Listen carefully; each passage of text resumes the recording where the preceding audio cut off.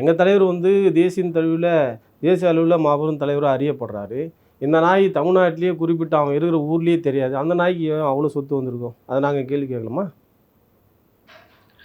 அது மட்டும் இல்லாம பல விஷயங்கள் அவர் வந்து சொல்றாரு. அவர் திட்டமிட்டே வந்து திருமாவளவன் வந்து அவர் அடிக்க பாக்குறாரு, ஆள் வச்சு அடிக்க ட்ரை பண்றாருன்னு விஷயங்கள் வந்து தொடர்ச்சியா சொல்றாரு.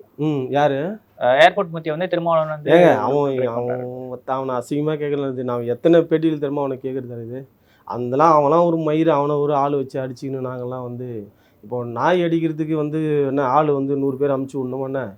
அந்த மாதிரிலாம் ஒன்றும் கிடையாதுங்க. அந்த நாய் வந்து ஏன் கொலிக்குதுன்னா, அதுக்கு எலும்பு துண்டு சாப்பிடுது. இந்த பிஜேபியில் நாம் தமிழர் கட்சியிலலாம் அந்த நாய் பொறுக்கி துண்டுது. அதனால் அது அப்படி பேசும். அந்த நாய் பற்றி விடுங்க.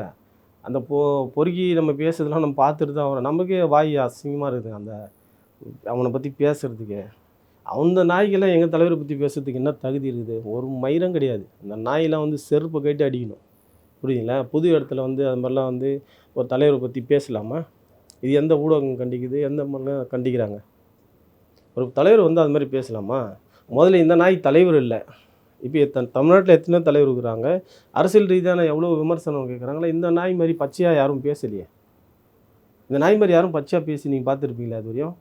நாங்கள் கூட பேச மாட்டோங்க. ஏன்னா இப்போ என்ன பண்ணுறது, வேறு வழி இல்லாமல் நம்ம பேசி தான் வரோம். இப்போ எனக்கே இவ்வளோ ஊடகத்துலலாம் இப்படி பேசணுன்னு எனக்கு வாய் கூசுது.